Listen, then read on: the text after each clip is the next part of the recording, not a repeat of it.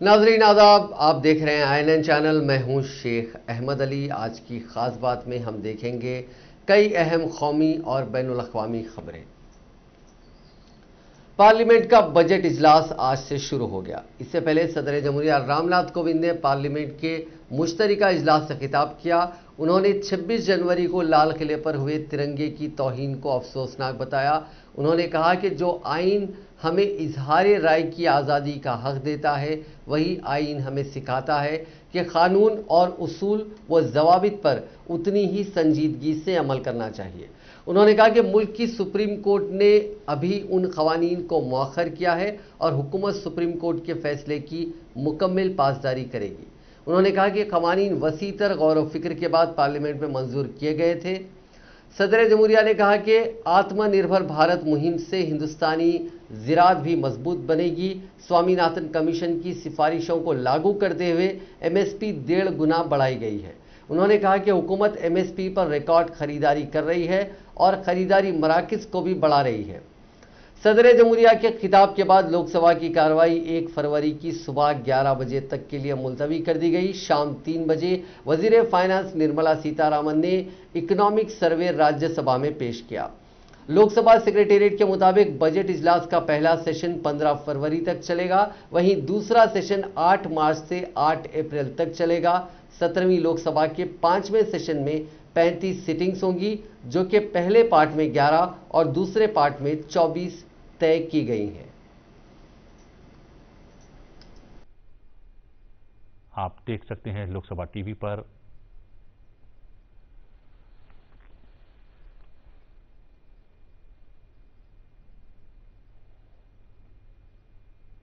बहुत महत्वपूर्ण दिन, बहुत महत्वपूर्ण परंपरा।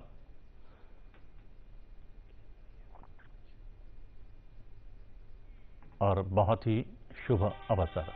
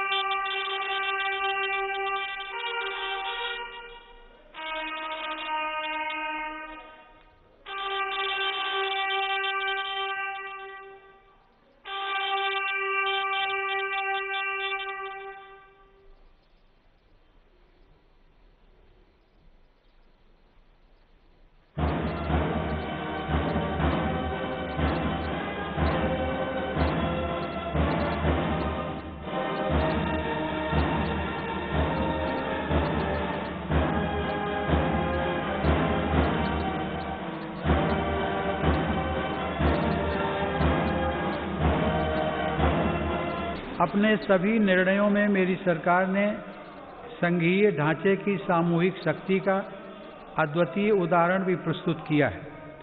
केंद्र और राज्य सरकारों के बीच इस समन्वय ने लोकतंत्र को मजबूत बनाया है और संविधान की प्रतिष्ठा को सशक्त किया है। माननीय सदस्यगण, आचार्य चाणक्य ने कहा है, तृणम लघु तृणात् तूलम तूलादपि च याचकः वायुना किम न नीतो असो माम्यम या चयस्यति। अर्थात याचना करने वाले को घास के तिनके और रुई से भी हल्का माना गया है। रुई और तिनके को उड़ा ले जाने वाली हवा भी याचक को इसलिए अपने साथ उड़ाकर नहीं ले जाती कि कहीं वह हवा से भी कुछ मांग न ले। इस प्रकार हर कोई याचक से बचता है। इसका अभिप्राय यह है कि यदि अपने महत्व को बढ़ाना है तो दूसरों पर निर्भरता को कम करते हुए आत्मनिर्भर बनना होगा।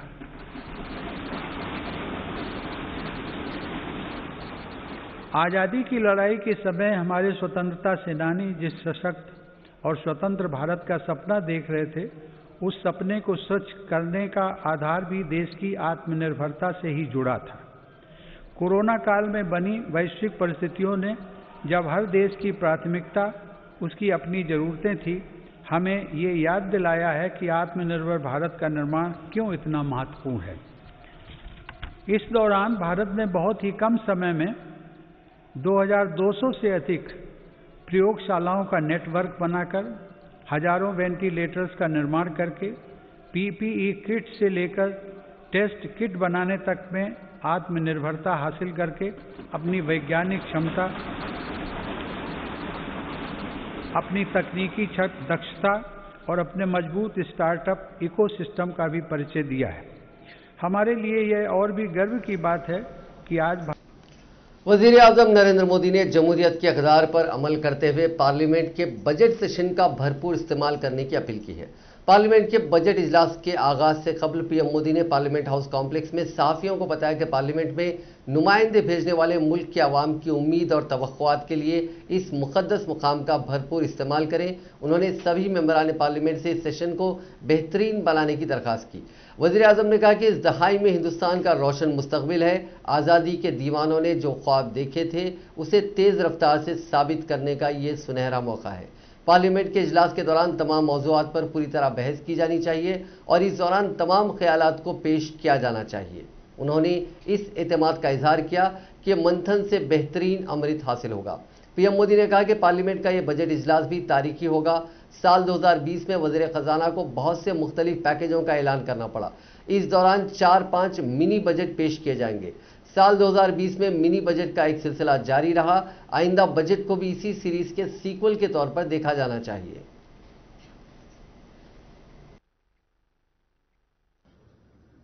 इस पूरे दशक को ध्यान में रखते हुए चर्चाएं हो, सभी प्रकार के विचारों की प्रस्तुति हो और उत्तम मंथन से उत्तम अमृत प्राप्त हो, ये देश की अपेक्षाएं हैं।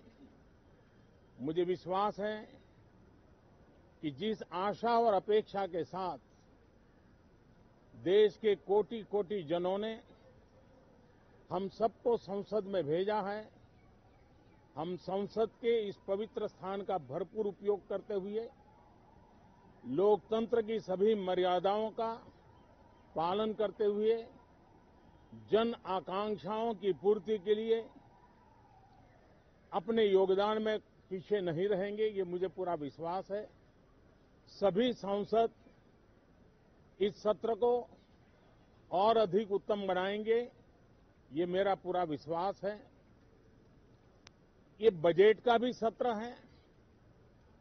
वैसे शायद भारत के इतिहास में पहली बार हुआ कि 2020 में एक नहीं, हमें वित्त मंत्री जी को अलग अलग पैकेज के रूप में एक प्रकार से 4-5 मिनी बजट देने पड़े। यानी 2020 एक प्रकार से लगातार मिनी बजट का सिलसिला चलता रहा और इसलिए ज़राए ख़वानीन की मुखालिफत में 19 पार्टियों ने सदर जमहूरिया रामनाथ कोविंद के खिताब का बाइकआउट किया। इनमें Congress, Shiv Sena, Samajwadi party, RJD, CPIM, CPI, Trinamool, Kerala Congress M, BSP, Aam Aadmi party, Akali Dal, NCP, JKNC, DMK, IUML, RSP, PDP, MDMK और एआईयूडीएफ शामिल हैं। इन पार्टियों का कहना है कि पिछले सेशन में मरकजी हुकूमत ने जिस तरह तीनों ज़राई कानूनों को पास किया वो ठीक नहीं था। आज पार्लियामेंट के इजलास के दौरान कांग्रेस पार्टी ने पार्लियामेंट के अहाते में एहतजाज किया, जबकि दीगर जमातों के कायदीन ने भी मीडिया से बात करते हुए इन ज़राई कानूनों की मुखालिफत की। काला कानून वापस लो, वापस लो, वापस लो। नरेंद्र मोदी किसान विरोधी, नरेंद्र मोदी किसान विरोधी, किसान विरोधी, किसान विरोधी, नरेंद्र मोदी किसान विरोधी, किसान विरोधी, किसान विरोधी, नरेंद्र मोदी मजदूर विरोधी। विरोधी नरेंद्र मोदी किसान विरोधी नरेंद्र मोदी किसान विरोधी इतने महीने से किसान बैठा हुआ है। इतने महीने से आपने सुना क्या किसी का कुछ नुकसान हुआ, कुछ हुआ? शांतिपूर्ण ढंग से चल रहा है। लाल किले पे जो हुआ, कौन किया नहीं किया, उसका संबंध किससे है, ये तो जग जाहिर है। हमको बताने की क्या जरूरत है? वो तो आप लोगों को भी पता है, लेकिन सबकी अपनी मजबूरियां हैं। तो ये कानून जो है, ये तो स्पष्ट कर दिया है कि ये कानून जो है किसान विरोधी कानून है और लगभग 80% आबादी जो है, किसान जो है, इस कानून से प्रभावित है। 80%। जब किसान चाहते ही नहीं ये कानून, तो जबरदस्ती क्यों थोपना चाह रहे हैं भाई? भाई प्रधानमंत्री आप किनके हैं? क्या आप उन किसानों के प्रधानमंत्री नहीं, इस देश के प्रधानमंत्री नहीं? जब देश का किसान सड़कों पर है, जब कह रहा हमें वो कानून नहीं चाहिए। सदर जमहूरिया के खिताब का बायकॉट किए जाने पर मरकजी वजीर रविशंकर प्रसाद ने अपोजिशन पर निशाना साधा। कहा कि यह अफसोसनाक है, सदर किसी सियासी पार्टी के नहीं होते हैं, वो कॉन्स्टिट्यूशनल हेड हैं, उनका एहतराम किया जाना चाहिए। जमहूरियत की मजबूती के लिए उनके खिताब का भी एहतराम करना चाहिए। उन्होंने कहा कि यह अफसोस की बात है कि अपोजिशन ने और खास तौर पर कांग्रेस पार्टी ने इसका बायकॉट किया। दूसरी ओर विपक्ष का जवाब देते हुए केंद्रीय मंत्री रविशंकर प्रसाद ने जवाब में कहा कि राष्ट्रपति राजनीतिक मतभेदों से ऊपर है, वे संवैधानिक प्रमुख हैं। उनके संबोधन में उनका सम्मान करना लोकतंत्र का स्वस्थ अभ्यास। मरकजी वजीर फाइनेंस निर्मला सीतारामन ने बजट इजलास के पहले दिन पार्लियामेंट में 2020-21 का इकोनॉमिक सर्वे पेश किया। सर्वे के मुताबिक कोरोना की वजह से मौजूदा माली साल में जीडीपी में 7.7% गिरावट का अंदेशा है, लेकिन इसके बाद वी शेप यानी तेज रिकवरी होगी। इसलिए 2021-22 में जीडीपी में 11% ग्रोथ रहेगी। फिर भी इकोनॉमी को वबा से पहले के लेवल तक आने में 2 साल लगेंगे। कोरोना वायरस के चलते लॉकडाउन से अप्रैल से जून 2020 के दौरान जीडीपी 23.9% घट गया था। अनलॉक शुरू होने के बाद हालात सुधरे तो सितंबर तिमाही में गिरावट सिर्फ 7.5% की रह गई। इसी तरह 2020-21 की पहली 6 माही में जीडीपी 15.7% घटी है। सर्वे में अंदाजा लगाया गया है कि दूसरी 6 माही में सिर्फ 0.1% गिरावट रहेगी। हालांकि इसकी बड़ी वजह सरकारी खर्च का बढ़ना है। इस साल इकोनॉमी के लिए सबसे बड़ा सहारा खेती है। इसकी तरक्की की रफ्तार 3.4% रहने की उम्मीद है। जीडीपी में इसकी हिस्सेदारी भी बढ़ेगी। 2019-20 में ये 17.8% थी, इस साल 19.9% हो जाएगी। ज़राअत के अलावा इकोनॉमी के 2 सेक्टर्स हैं, इंडस्ट्री और सर्विसेज। इंडस्ट्री में मौजूदा माली साल में 9.6% गिरावट रहने का अंदेशा है। सर्विसेज सेक्टर्स की ग्रोथ भी -8.8% रहेगी। नए ज़रूरी कानूनों की मुखालिफत में भले ही किसान 2 महीने से एहतजाज कर रहे हों, सर्वे में इन कानूनों की तारीफ की गई है। इसके मुताबिक नए कानूनों से छोटे किसानों को फायदा होगा। प्रोसेसर, होलसेलर और बड़े रिटेलर्स के साथ सौदा करते वक्त किसानों के पास ज्यादा हुकूक होंगे। मुल्क के कुल किसानों में 85% छोटे किसान ही हैं। खेती में गैर यकीनी को देखते हुए अभी रिस्क किसानों के लिए रहता है। नए कानूनों से रिस्क उनके लिए होगा जो किसानों के साथ कॉन्ट्रैक्ट खेती की डील करेंगे। किसान अपनी फसल की कीमत तय कर सकेंगे, उन्हें इसकी पेमेंट भी 3 दिन में मिल जाएगी। कॉन्ट्रैक्ट खेती से खेती में नई टेक्नोलॉजी भी आएगी। सर्वे में हेल्थ केयर पर सरकारी खर्च जीडीपी का 2.5% से 3% ले जाने की बात कही गई है। 2017 की नेशनल हेल्थ पॉलिसी में भी ये निशाना रखा गया था। इसके बावजूद अभी ये 1% के आसपास ही है। इंटरनेट कनेक्टिविटी और हेल्थ इंफ्रास्ट्रक्चर में खर्च बढ़ाना चाहिए। टेलीमेडिसिन को भी बढ़ावा दिए जाने की जरूरत है। सर्वे में माशी तरक्की की रफ्तार तेज करने के लिए अपनाए जा सकने वाले कदमों का भी जिक्र किया गया है। इनमें कहा गया है कि अभी हिंदुस्तान दुनिया की 5वीं सबसे बड़ी इकोनॉमी है। अगर इसे तीसरे मकाम पर पहुंचना है तो इनोवेशन पर ध्यान देना पड़ेगा। कोरोना की वजह से ग्लोबल इकोनॉमी में भी इस साल 4.4% की गिरावट रहेगी। ये 1 सदी में सबसे बड़ी गिरावट होगी। सर्वे के मुताबिक तरक्की याफ्ता मुल्कों की इकोनॉमी को कोरोना की वजह से ज्यादा नुकसान हुआ है।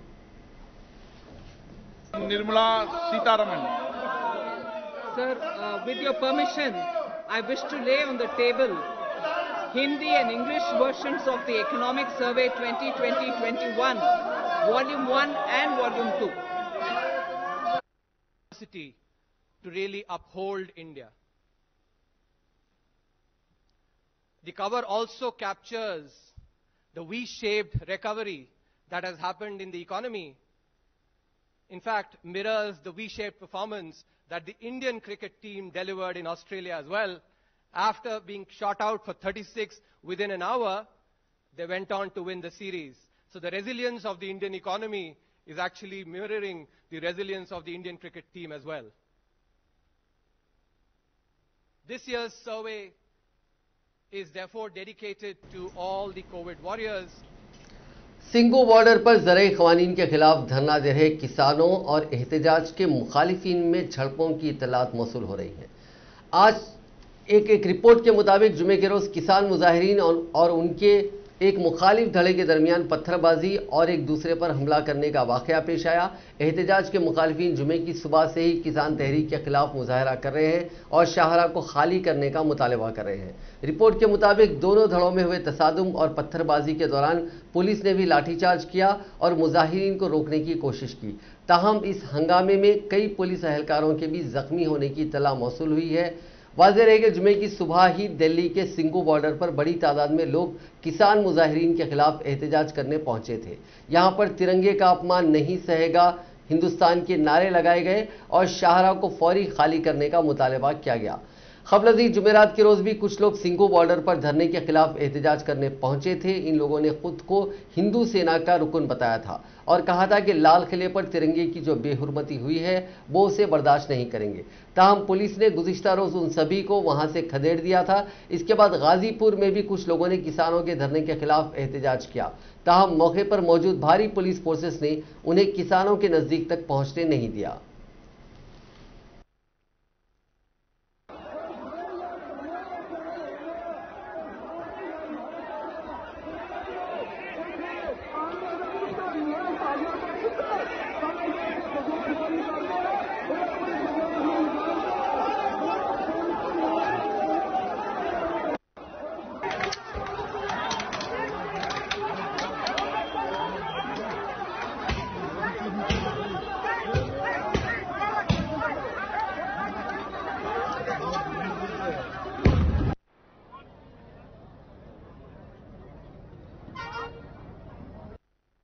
(144) धारा लागू है।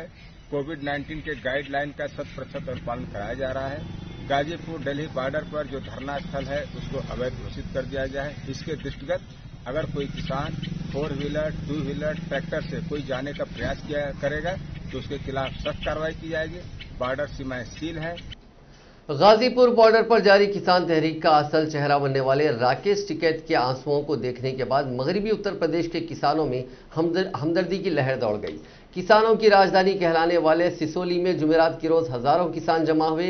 राकेश टिकैत के बड़े भाई और खाप चौधरी नरेश टिकैत ने आज यानी बरोज़े जुमा मुजफ्फरनगर में एक महापंचायत तलब की।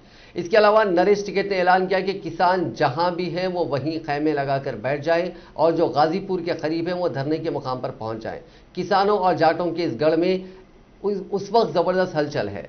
नरेश टिकैत ने ऐलान किया कि अब हमने लकीर खींच ली है, जो किसानों के साथ है हम उसके साथ रहेंगे। नरेश टिकैत ने वाज़ेह किया कि वो अपने भाई राकेश टिकैत और किसानों के साथ खड़े हैं। राष्ट्रीय लोकदल के सदर अजीत सिंह ने भी भारतीय किसान यूनियन के तर्जुमान राकेश टिकैत को फोन करके उनका हौसला बढ़ाया। चौधरी अजीत सिंह ने उनके साथ यकजहती का इजहार करते हुए कहा कि वो बिल्कुल ना घबराएं और दिल छोटा ना करें। मुजफ्फरनगर से कांग्रेस रहनुमा और राज्यसभा के साबिक मेंबर पार्लियामेंट हरिंदर मलिक ने भी हर मुश्किल में राकेश टिकैत के साथ खड़े होने का ऐलान किया। ख्याल रहे कि यह सूरत-ए-हाल 26 जनवरी को दिल्ली में ट्रैक्टर रैली के दौरान होने वाले तशद्दुद के बाद किसानों के खिलाफ पुलिस की कार्रवाई के बाद पैदा हुई। किसान तंजीमों का कहना है कि यह तशद्दुद सरकारी मिशनरी ने साजिश के तहत कराई है ताकि किसानों की तहरीक की जड़ें खोखली की जा सके। कई बड़े किसान रहनुमाओं के खिलाफ मुकदमा दर्ज किए गए हैं। राकेश टिकैत के खिलाफ भी मुकदमा दर्ज किया गया है जो कि गाजीपुर बॉर्डर पर धरना दे रहे हैं। खबर अजीम पुलिस एहलकार की बड़ी तादाद आज धरने के मकाम पर पहुंची। यहां की बिजली और पानी गुज़िश्ता रात ही काट दिए गए थे। राकेश टिकैत ने ऐलान किया कि जब तक उनके आबाई गांव सिसोली से पानी नहीं आएगा वो पानी नहीं पिएंगे। गाजीपुर बॉर्डर पर पुलिस की इस कार्रवाई के खिलाफ सिसोली में सख्त गम और गुस्सा पाया जा रहा है। नरेश टिकैत की जबान भी कुछ घंटों में बदल गई। आज शाम उन्होंने कहा था कि किसानों को पुलिस की ज्यादतियों से बचने के लिए अब अपना धरना खत्म कर देना चाहिए, लेकिन राकेश टिकैत के खुदकशी का ऐलान करने और रोने के बाद नरेश टिकैत ने भी सख्त मौक़िफ़ इख्तियार कर लिया। आओ मेरे भावो इस ढोल दे विच आ देखो किस तरीके दे नाल भरावो यह किस तरीके का मार्च चल रहा है भरावो। बहुत बड़ा काफला है अज 28 जनवरी का भरावो यह दिन है। 28 जनवरी अज तकरीबन शाम के 6 तो उपर टाइम हो चुका है। बहुत बड़ा उत्साह साडे भरावां दे विच, साडीआं भैणां ने बहुत बड़े उत्साह दे नाल अज मार्च कढेगा।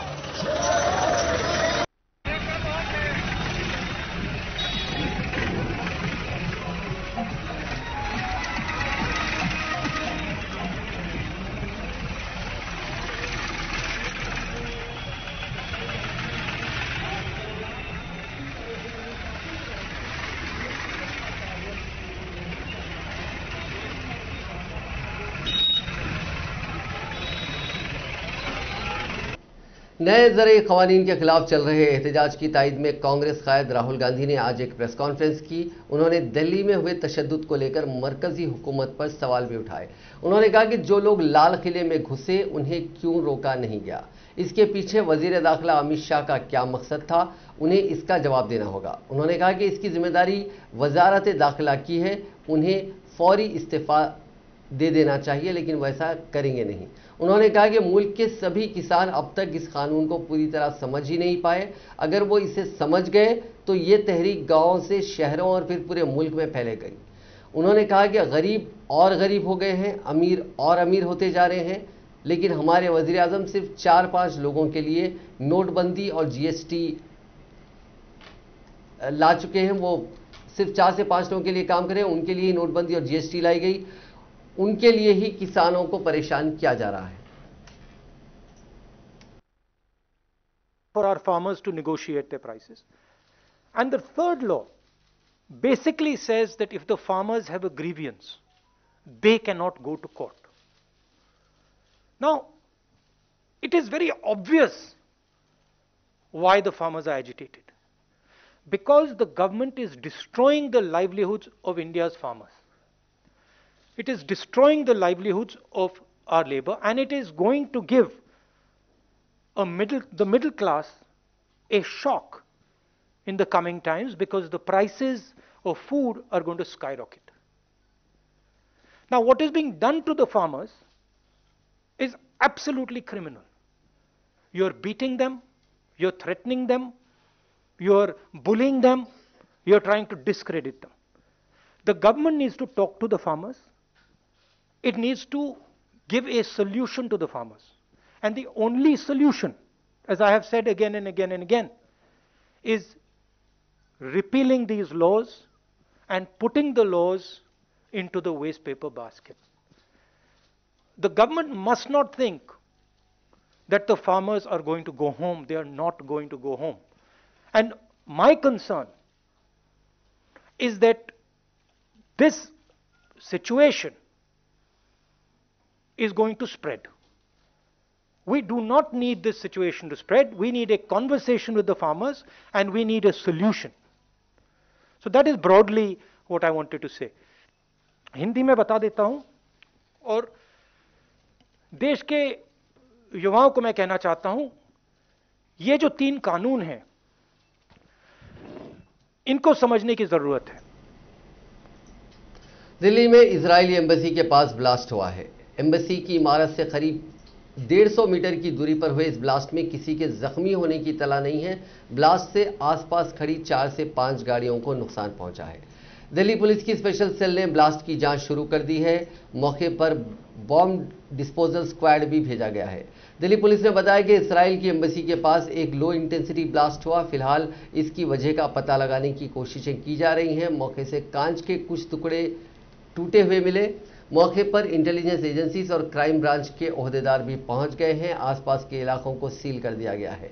इस ब्लास्ट के बाद मुल्क के सभी एयरपोर्ट्स पर अलर्ट डिक्लेयर कर दिया गया है और काफी एहतियात से काम किया जा रहा है।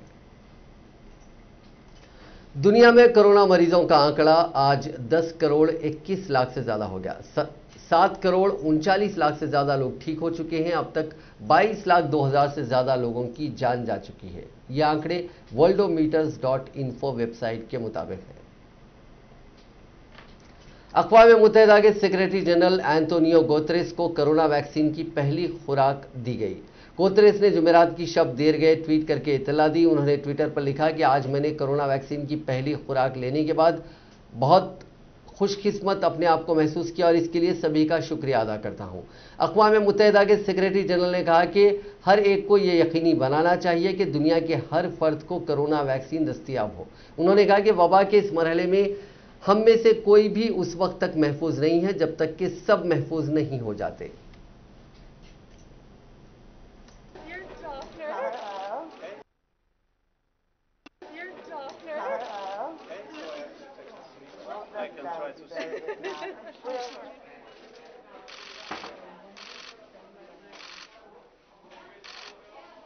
My appeal is for all to take profit of the opportunities that exist and be vaccinated as soon as they can. Moderna lot number. Moderna. Moderna, yeah. Moderna.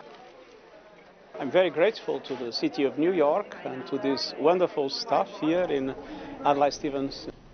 कई दिनों तक मुल्क में कोरोना इन्फेक्शन के नए केसेस 15,000 से नीचे रहने के बाद पिछले 24 घंटों में एक बहुत बड़ा इजाफा रिकॉर्ड किया गया है और इस दौरान 18,000 से ज्यादा नए केसेस सामने आए हैं। राहत की बात यह है कि इसी अरसे में 20,000 से ज्यादा मरीजों को भी इन्फेक्शन से राहत मिली है। दरिया असना मुल्क में अब तक 29,28,053 अफराद को कोविड-19 का टीका दिया गया है। जुमे की सुबह मरकजी वजारत सेहत के जारी करदा आदाद-ओ-शुमार के मुताबिक गुज़िश्ता 24 घंटों के दौरान इन्फेक्शन के 18,855 नए केसेस सामने आए, जिसकी वजह से मुतासर अफराद की तादाद 1,07,20,000 को अबूर कर चुकी है। यह खुशी की बात है कि इसी अरसे के दौरान 20,746 मरीज सेहतमंद हो गए हैं। सेहतियाब होने वाले अफराद की तादाद 1,03,94,352 हो गई है। एक्टिव मामला 2054 की कमी से 1,71,686 रह गए हैं। इसी अरसे के दौरान 163 मरीज दम तोड़ गए और हलाक होने वालों की तादाद 1,54,010 तक पहुंच गई है। तेलंगाना में गुज़िश्ता 24 घंटों के दौरान कोरोना वायरस के 197 मुस्बित केसेस दर्ज हुए और 2 अफराद की मौत हो गई। इससे रियासत में कोरोना केसेस की कुल तादाद 2,94,120 हो गई, जबकि हलाकतों की तादाद 1,596 हो गई। जीएचएमसी के हुदूद में 38 केसेस दर्ज हुए हैं। United Nations chief Antonio Guterres ने कहा है कि आने वाले वक्त में हिंदुस्तान ग्लोबल वैक्सीनेशन में अहम रोल निभाएगा। मीडिया से बातचीत में उन्होंने कहा कि ग्लोबल वैक्सीनेशन प्रोग्राम और प्रोडक्शन में इंडिया हमारे लिए बेशकीमती है। इंडिया में हाई लेवल प्रोडक्शन कैपेसिटी है और हम इंडिया की वैक्सीन बनाने वाली यूनिट्स के लगातार राब्ते में हैं। हम पूरी उम्मीद और भरोसा करते हैं कि आने वाले दिनों में इंडिया वैक्सीन सप्लाई और प्रोडक्शन में सबसे अहम रोल निभाएगा। उसकी मदद से हम ग्लोबल वैक्सीनेशन प्रोग्राम पूरा कर पाएंगे। मस्जिदुल हराम में खाने काबा के ऐन ऊपर मुकम्मल चांद नमूदार हुआ। अरब न्यूज़ के मुताबिक जुमे के पहले घंटे में हरम में मौजूद लोगों ने यह मंजर देखा है। इससे पहले जिद्दा एस्ट्रोनॉमी एसोसिएशन के सदर माजिद अबू ज़हरा ने समाजी राब्ते की साइट इंस्टाग्राम पर बताया कि सऊदी अरब के वक्त के मुताबिक रात 12:43 पर काबतुल्लाह के साथ चांद की सफबंदी हो गई। उन्होंने मजीद बताया कि चांद जमीन से 3,81,125 किलोमीटर के फासले पर 99% से ज्यादा रोशन होगा। ये पूरी रात नुमाया रहेगा और जुमे की सुबह सवेरे निकलते ही डूब जाएगा। मस्जिद हराम के मरकज में वाक़ काबे की तरफ रुख करके पूरी दुनिया के मुसलमान इबादत करते हैं। इसकी सीध की वजह से इसकी सिमत का पता लगाना आसमान में देखने के शौकीन अफराद के लिए आसान है। माजिद अबू ज़हरा के मुताबिक चांद उनके मक्के की जानिब उतनी ही दुरुस्तगी के साथ रहनुमाई करता है जैसे स्मार्टफोन्स की एप्लीकेशंस करती हैं।